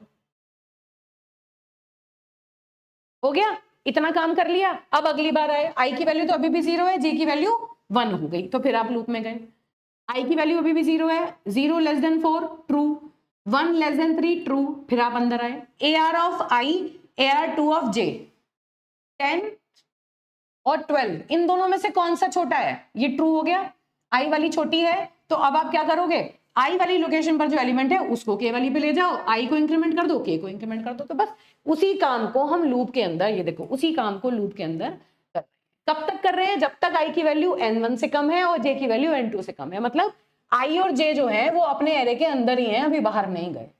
ठीक है, आई इसी के अंदर है, जे भी इसी के अंदर है, तब तक आपको यही कंपैरिजन करते जाना है और चलते जाना है, तब तक तो आपका लूप चलता रहेगा। यहां तक तो मुझे नहीं लगता कोई प्रॉब्लम आई, ये सारा काम हम इस लूप के अंदर ही कर रहे हैं, ये सारी वैल्यूज ट्रू होती जा रही हैं और हम कभी आई की वैल्यू को के पे लेके जा रहे हैं, कभी जे की वैल्यू को के पे लेके जा रहे हैं और जिसकी वैल्यू को लेके जाते हैं उसको इंक्रीमेंट कर देते हैं, उसी पे अगले वाले एलिमेंट को ट्राई करते हैं। ठीक है, अब कौन सा केस आया, टर्मिनेशन केस कौन सा आया, ऐसी सिचुएशन जहां पर एक एरे खत्म हो गया और दूसरा बचा हुआ है। मान लो यहाँ 5-6 एलिमेंट होते, मान लो ARR 1 में 5-6 एलिमेंट होते और ये वाला जो एरे है ये खत्म हो जाता, जे की वैल्यू देखो इंक्रीमेंट होकर यहाँ आ गई, जैसे जे की वैल्यू 3 हुई, ये जो लूप है आपका, आई की वैल्यू लेस देन n1 है क्या, हाँ आई की वैल्यू तो 3 है, लेस देन n1 है, n1 की वैल्यू क्या है 4, I is less then 4 true, मतलब ये तो अभी है इस एरे के ऊपर ही, एंड लॉजिकल एंड लगा हुआ है, j less than n2, j less than n2 है क्या, j की वैल्यू कितनी है 3 हो गई, n2 भी 3 है, ये फॉल्स हो गया, फॉल्स हो गया, तो इसका मतलब ये लूप आपको नहीं चलाना। भाई ये काम आपको तभी तो करना था जब दोनों एरे के अंदर थे, इसका मतलब ये वाला एरे तो खत्म हो चुका और इसके खत्म होने का मतलब क्या है कि ये पूरा का पूरा रिजल्टेंट एरे में जा चुका, तभी तो ये आगे बढ़ बढ़ के खत्म हुआ है। ठीक है, तो अब इस केस में आपको क्या करना है, तो यहाँ तो ये पूरा का पूरा तो खत्म हो गया काम, तो उन इंडिविजुअल केसेस के लिए ये कोड है कि अगर पहले वाला बचा हुआ है तो पहले वाले को पूरा का पूरा रिजल्टेंट वाले में कॉपी कर दो, और अगर दूसरा वाला बचा हुआ है एरे तो दूसरे वाले को पूरा का पूरा उठा के रिजल्टेंट वाले में कॉपी कर दो, बस सीधे सीधे ये क्या कहता है देखो भाई। अब इस लूप के बाद ये चेक करेगा क्या आई n1 से छोटा है, तो हमारे वाले केस में हाँ आई n1 से छोटा है, ट्रू है, तो बस ये लूप चलता रहेगा। इस लूप के अंदर क्या होगा, ARR ऑफ 1 ऑफ आई जो है वो के वाली पोजीशन पर एक एक करके आपने पूरा का पूरा प्लस प्लस करते रहे, आई को प्लस प्लस करते रहे, के को प्लस प्लस करते रहे, पूरा का पूरा आपने ARR ऑफ 3 में पूरा वन वाला जो एरे था पूरा का पूरा, इसमें एक अकेला एलिमेंट बचा था, अगर ज्यादा होते तो ज्यादा कॉपी हो जाते, है ना। और यहाँ पे आप आते J लेस देन N2 है क्या, नहीं, तो ये तो नहीं होता। तो इसका मतलब अगर एक एरे खत्म हुआ तो दूसरा वाला एरे पूरा का पूरा आपको रिजल्टेंट वाले में कॉपी कर देना है। उन कंडीशंस के लिए ये लूप अलग से लिखे हुए हैं। तो अब लॉजिक समझो, मेन क्या हो रहा है, जब हम दो एरेज को मर्ज करते हैं, दोनों एरे हमारे पास इस टाइम सॉर्टेड हैं, तो हम आई को लगाएंगे एक एरे पे, जे को लगाएंगे दूसरे एरे पे, के को लगाएंगे फाइनल रिजल्टेंट वाले एरे पे, ठीक है। आईएथ वाले इंडेक्स पर और जेएथ वाले इंडेक्स पर जो एलिमेंट्स हैं उन्हें कंपेयर करेंगे। जो भी एलिमेंट छोटा होगा, असेंडिंग ऑर्डर में अगर हम मान रहे हैं, जो भी एलिमेंट छोटा होगा उसे उठा के हम जो रिजल्टेंट एरे है उसमें डालेंगे, और जिस एरे से हमने एलिमेंट को पिक किया उसके इंडेक्स को आगे ले जाएंगे, उसके जो वेरिएबल है उसका इंडेक्स अगले वाले को कंपेयर करेंगे, और वहां तो जो रिजल्टेंट है उसका इंडेक्स तो हर बार चेंज होता ही रहेगा नेचुरली, क्योंकि अगली पोजीशन पे जाना है। अगर आई वाले एरे से उठा के आपने रिजल्ट में डाला तो आई को इंक्रीज करोगे, जे वाले से उठा के आपने रिजल्ट में डाला तो जे को इंक्रीज करोगे, ठीक है। और ये काम कब तक करोगे, जब तक आई और जे अपने अपने एरे में लगे हुए हैं। अगर एक भी एरे पूरा का पूरा डंप हो चुका है और उसका वेरिएबल बाहर जा चुका है, इंडेक्स जो है वो ज्यादा हो चुका है, तो फिर उस केस में जो बचा हुआ एरे है वो पूरा का पूरा उठा के एज इट इज कॉपी कर दो, ठीक है। उस पूरे के पूरे उठा के कॉपी करने के लिए अलग से लिखा हुआ है कि भाई इन दोनों में से अगर दोनों कंडीशन ट्रू नहीं हो रही, अगर ये पहली वाली कंडीशन ट्रू हो रही है तो पहले वाले को पूरा कॉपी कर दो, अगर दूसरे वाले ट्रू हो रही है तो दूसरा वाला पूरा कॉपी कर दो। और इसे लेमन में समझे तो क्या मतलब है, अगर पहले वाले में एलिमेंट्स बचे हुए हैं तो वो सारे एलिमेंट उठा के रिजल्ट वाले में डाल दो, अगर दूसरे वाले में एलिमेंट्स बचे हुए हैं तो दूसरे वाले में उठा के रिजल्ट में डाल दो। तो बस इस तरह से आप एक एरे को फाइनली मर्ज करके मर्ज्ड एरे बना सकते हो। तो मुझे लगता है कि इससे ज्यादा डिटेल में इसको नहीं समझाया जा सकता, तो मैंने ये पूरा का पूरा केस रन करके आपको बता दिया। बहुत ईजी कोड है, ठीक है। अगर आप इसका लॉजिक समझ लेना तो कोड आपको देखने में रटने की रिक्वायरमेंट नहीं होगी, ठीक है बेटा। लॉजिक सीधा सीधा समझो, दो एरे लिए, दोनों एरे पर इंडेक्स पे आपने वेरिएबल्स लगा दिए और छोटे वाले को आप पुश करते गए और उसी में आगे बढ़ते गए, दैट्स इट, ठीक है। तो ये तो हुआ आपका सी प्रोग्राम, मतलब सी फंक्शन, और ये इसका फाइनल प्रोग्राम है। मेन में आपने क्या करना है, उस मर्ज वाले जो प्रोग्राम है उसे आपको कॉल कर लेना, ये मर्ज वाला फंक्शन है, दिस इज द फंक्शन। इस फंक्शन को आप यहाँ पर कॉल कर लेंगे। मेन के अंदर देखो आपने n1 n2 दो वेरिएबल ले लिए जिसमें आप उनकी लेंथ पूछेंगे, दो एरे लिए हैं 50-50 एलिमेंट्स की, और तीसरा एलिमेंट ले लिया 100 एलिमेंट्स का जो इन्हें मर्ज करके इन्हें स्टोर कराएगा। n1 की वैल्यू आपने यूजर से पूछ ली, n1 को इनपुट करा लिया, n2 की वैल्यू पूछ ली कितने एलिमेंट्स होंगे n2 में, उसको इनपुट करा लिया। यहाँ तक तो कुछ है ही नहीं, आपने बस दो एरे इनपुट कराए उनकी लेंथ पूछ के, और फिर आपने मर्ज फंक्शन को कॉल कर लिया।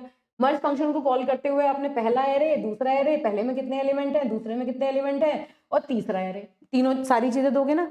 जिस बंदे को कहोगे भाई इधर आओ, ये लो पहला एरे, ये लो दूसरा एरे, इस एरे में इतने एलिमेंट है, इसमें इतने एलिमेंट है, और ये लो तीसरा एरे, इन दोनों को मर्ज करके तीसरे एरे में फाइनली मर्ज एरे बना के लाओ। तो बस ये इसलिए आपने ये सारी की सारी चीजें उस फंक्शन को दी और उस फंक्शन ने उनको मर्ज कर दिया। अब जब फाइनली आप जो मर्ज एरे होगा उसमें नंबर ऑफ एलिमेंट्स कितने हो गए, n1 प्लस n2, n1 एक में n2 दूसरे में, तो टोटल एलिमेंट्स कितने हो गए n1 प्लस n2। उन n1 प्लस n2 तक का आपने लूप चला दिया, जीरो से लेके आपने सारे एलिमेंट को प्रिंट कर दिया। तो this is the C program to merge two sorted arrays, ठीक है। इंपॉर्टेंट है, सॉर्टेड एरेज आपको दिए हैं। अगर आपको सॉर्टेड एरे नहीं दिए हों और फिर आपसे कोई कहे मर्ज करने के लिए, तो उस केस में आपको ध्यान रखना पड़ेगा कि आपको कैसे मर्ज करना है, ठीक है बेटा। अब देखिए, ये इसका एल्गोरिथम है, मतलब सूडो कोड है। कभी कभी एग्जाम में एल्गोरिथम भी पूछा जा सकता है, तो मैंने एल्गोरिथम की फॉर्म में इसको लिख दिया है।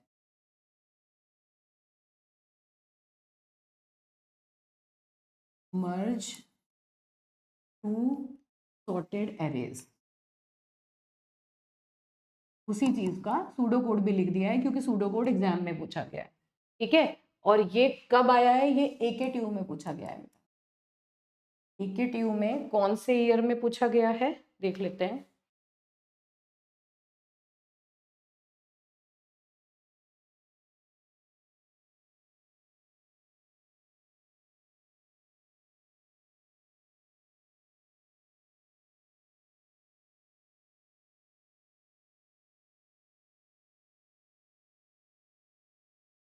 देखो, तो AKTU में ये आपको पूछा है, ये देखिए दिस वन 1920 में ये क्वेश्चन जो है AKTU में आया है। What are the merits and demerits of array, given 2 arrays of integers in ascending order, मतलब पहले से असेंडिंग ऑर्डर में है और आपको क्या करना है, एक एल्गोरिथम डेवलप करना है जो कि इन एरेज को मर्ज करेगा सॉर्टेड असेंडिंग ऑर्डर में। 1920 में क्वेश्चन आया था, उसी का सॉल्यूशन मैं आपको ये करा रही हूँ राइट नाउ, ठीक है। और फिर देखो इसके बाद ये write a program to insert a new element in the given unsorted array at kth position. ये हमने ऑलरेडी कर लिया 18-19 में, ये प्रोग्राम आया है ना। मेरिट्स डीमेरिट्स ऑफ एरे है, अभी हम डिस्कस करेंगे। ऐसे ही ये भी न्यू एलिमेंट आपको सॉर्टेड एरे के अंदर अगर इंसर्ट करना है, इसको आप ट्राई करेंगे। ये डीपीपी का क्वेश्चन है आपके लिए, ठीक है। तो यहाँ तक मुझे लगता है समझ आ गया होगा। अब देखो इसमें जो ये एल्गोरिथम की फॉर्म है, इसमें हमने क्या कर रखा है, देखो आई को 0 से इनिशियलाइज करो, जे को, के को, एम और एन। हमने 2 एरे ले रखे हैं, एक की लेंथ एम है, एक की एन है। एक एरे का नाम ए है, दूसरे का बी है। ए ऑफ आई जब तक बी ऑफ आई से बी ऑफ जे से छोटा है, तब तक सी में ए ऑफ आई को कॉपी करते जाओ, आई प्लस प्लस करते जाओ, है ना। और अगर सी ऑफ अगर अगर बड़ा है तो फिर बी को कॉपी करते रहो, जे प्लस प्लस करते जाओ, और फिर फाइनली के प्लस प्लस तो करना ही है आपको। और फिर ये कौन सी सिचुएशन है, ये जब एक एरे खत्म हो गया, दूसरे में एलिमेंट बचे हुए हैं, तो ये इंडिविजुअल लूप आपने उसके लिए लगा दिया है। तो ये उसका सूडो कोड है, जो भी हमने पूरा इंप्लीमेंट करके देखा उसका ये सूडो कोड लिखा हुआ है, एल्गोरिथम है, ठीक है। एग्जैक्टली सेम चीज है, बस वहां पर हमने ARR1 ARR2 ले रखा है, यहाँ हमने ए और बी ले रखा है। मुझे लगता है इसमें कोई दिक्कत आएगी। चलिए अब देखते हैं एडवांटेजेस ऑफ एरे। एडवांटेजेस या मेरिट्स ऑफ एरे। एडवांटेजेस मतलब क्या क्या बेनिफिट देता है एरे। देखो सबसे पहला क्या है, कोड ऑप्टिमाइजेशन। क्या मतलब है कोड ऑप्टिमाइजेशन का? सबसे पहली इंपॉर्टेंट चीज, भाई जब तक एरे नहीं था, अगर आपको एक ही जैसी 100 वैल्यूज स्टोर करनी है तो आपको 100 वेरिएबल्स लेने पड़ते। एरे ने आपकी इस प्रॉब्लम को सुलझा दिया। एरे क्या कहता है, अगर आपको एक जैसी एक ही टाइप की मल्टीपल वैल्यू स्टोर करनी है तो आप एरे बना लो, एक सिंगल वेरिएबल के अंदर मल्टीपल वैल्यू आप स्टोर करा सकते हो, ठीक है। तो this is called code optimization. दूसरा क्या है, एफिशिएंट एंड फास्ट एक्सेस। आपको पता है कि आप एरे के किसी भी एलिमेंट को डायरेक्टली एक्सेस कर सकते हो। आपके पास इंडेक्स कैलकुलेशन फॉर्मूला आपने देखा था एग्जांपल के लिए, तो आपको पता है कि एरे जो है वो एक पर्टिकुलर मेमोरी रिप्रेजेंटेशन रखता है और हर एक एलिमेंट एडजेसेंट मेमोरी लोकेशन पर स्टोर होता है। तो आपको अगर किसी एक एलिमेंट को एक्सेस करना है तो आप डायरेक्टली उसके इंडेक्स के थ्रू उसे एक्सेस कर सकते हो, है ना। आपको ऐसा नहीं है, मान लो मुझे 100 एलिमेंट का एरे है और मुझे ARR सपोज A 75 का एड्रेस चाहिए, तो डायरेक्टली फॉर्मूले से हम उसका एड्रेस निकालेंगे, वहां से उसको एलिमेंट को एक्सेस कर लेंगे। Memory efficiency. मेमोरी एफिशिएंसी का क्या मतलब है कि कॉन्टिग्यूअस मैनर में ये सारे के सारे एलिमेंट्स को स्टोर करता है, तो हमें कोई एक्स्ट्रा इन्फॉर्मेशन रखने की रिक्वायरमेंट नहीं पड़ती। मतलब जैसे हम लिंक लिस्ट है पढ़ेंगे, हम लिंक लिस्ट क्या होता है, उसमें हर एक एलिमेंट के साथ हमें, क्योंकि जितने भी एलिमेंट हैं वो अलग अलग मेमोरी लोकेशन पे हो सकते हैं लिंक लिस्ट में, तो हर एक एलिमेंट के साथ वैल्यू के साथ साथ अगले एलिमेंट का एड्रेस भी स्टोर कराना पड़ता है। तो नेचुरली उसमें मेमोरी तो ज्यादा यूज होती है, मेमोरी तो ज्यादा यूज होगी। भाई यहाँ पर आप खाली 10 स्टोर करा रहे हैं और लिंक लिस्ट में आपको 10 भी स्टोर कराना है, प्लस साथ में एक एड्रेस भी स्टोर कराना है अगले नोड का, तो उसके लिए वहां पर मेमोरी जो है वो थोड़ी ज्यादा यूज होती है एज कम्पेयर टू एरे। दूसरी चीज वर्सिटैलिटी। वर्सिटैलिटी का मतलब बहुत सारे डेटा टाइप, आप इंटीजर एरे बना लो, कैरेक्टर एरे बना लो, फ्लोट एरे बना लो, कॉम्प्लेक्स डेटा स्ट्रक्चर्स के ऊपर भी आप एरे बना सकते हो। तो आप मल्टीपल टाइप के एरेज बना सकते हो, पॉइंटर्स के ऊपर यूज कर सकते हो, फंक्शंस के ऊपर पास कर सकते हो, एरे के ऊपर ऑलमोस्ट सारे ऑपरेशंस आप कैरी आउट कर सकते हो। हार्डवेयर कंपैटिबल है, मोस्ट हार्डवेयर आर्किटेक्चर्स के ऊपर एरे जो है वो यूज हो जाता है, और ये डिफरेंट टाइप के डेटा स्ट्रक्चर जैसे लिंक, जैसे क्यू है, स्टैक है, उन सबको इंप्लीमेंट करने के लिए यूज भी होता है, ठीक है। आप जो फर्दर कॉम्प्लेक्स डेटा स्ट्रक्चर्स हैं उनको फाइनली इंप्लीमेंट करने के लिए एरेज को हम यूज करते हैं। तो these are the advantages of array. उसके बाद डीमेरिट्स ऑफ एरे या डिसएडवांटेज ऑफ एरे में क्या क्या चीजें आती हैं। पहला जो चीज है जो हमें पता है, फिक्स्ड साइज है। फिक्स्ड साइज का मतलब क्या हुआ कि आपने एक बार एरे बना दिया तो उसका जो साइज आपने बना दिया आप उसको चेंज नहीं कर सकते, है ना। अगर आपने 10 एलिमेंट का एरे बनाया और स्टैटिकली एरे को डिक्लेयर किया है तो you can not modify the size of array, neither you can reduce the size और you can not increase the size either, ठीक है।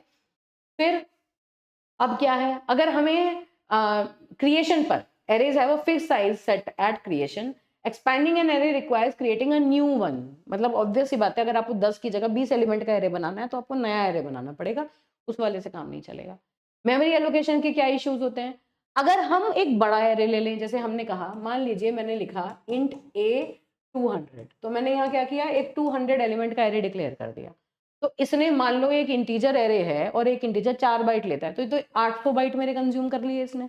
और मान लो मैंने यूजर से कहा कि बताओ कितना बड़ा एरे लेना है, उसने कहा 10, तो 200 में से 10 एलिमेंट्स आपके लिए आपने एरे यूज किया, जबकि आपने 200 एलिमेंट की मेमोरी जो है वो एलोकेट करा रखी है, मेमोरी वेस्ट हो गई आपकी। है ना? या फिर अगर आपको 201 एलिमेंट इसमें स्टोर कराने हैं तो भी नहीं करा सकते आप, क्योंकि एक एलिमेंट के लिए एडिशनल स्पेस इसके पास है नहीं। तो इसलिए कहते हैं कि मेमोरी एलोकेशन के जो इश्यूज हैं वो यहाँ पर आते हैं। इंसर्शन और डिलीशन के चैलेंजेस अभी हमने देखे। इंसर्ट अगर करना है शिफ्टिंग करनी पड़ेगी, डिलीट अगर करना है तो भी शिफ्टिंग करनी पड़ेगी। डायरेक्ट इंसर्शन डिलीशन सिर्फ एक केस में हो सकता है। इंसर्शन के केस में अगर आप एरे के एंड में अगर स्पेस अवेलेबल है तो एरे के एंड में आप एक एलिमेंट को इंसर्ट कर सकते हो, है ना? और डिलीशन के केस में लास्ट एलिमेंट को अगर आप डिलीट करना चाहो तो आपको कोई शिफ्टिंग नहीं होगी। तो अदरवाइज इंसर्शन डिलीशन जो है वो एक शिफ्टिंग ऑपरेशन कैरी करते हैं, मल्टीपल शिफ्टिंग ऑपरेशंस आपको करने पड़ते हैं, तो कॉम्प्लेक्स ऑपरेशंस होते हैं। लिमिटेड डेटा टाइप सपोर्ट मतलब सिर्फ एक टाइप का डेटा ही आप एक एरे के अंदर स्टोर करा सकते हैं, या तो इंटीजर एरे बनेगा या फ्लोट बनेगा या कैर बनेगा। ऐसा नहीं है कि एक एरे के अंदर मल्टीपल टाइप के डेटा आप रख सकते हैं। जबकि रियल वर्ल्ड में जैसे आपको बुक की इन्फॉर्मेशन रखनी है, स्टूडेंट की इन्फॉर्मेशन रखनी है, एम्प्लॉय की इन्फॉर्मेशन रखनी है, अलग अलग टाइप की एंटिटीज ऐसी होती हैं जिनमें मिक्स टाइप की इन्फॉर्मेशन होती है, उसके लिए आपको अलग अलग एरेज बनाने पड़ेंगे, है ना? जैसे एम्प्लॉय, एम्प्लॉय का नाम एक स्ट्रिंग है, एम्प्लॉय की एज एक इंटीजर वेरिएबल है, एम्प्लॉय की सैलरी एक फ्लोट वेरिएबल है। तो अलग अलग टाइप के डेटा को रखने के लिए आपको स्ट्रक्चर बनाना पड़ता है, एरे आपका काम नहीं करता।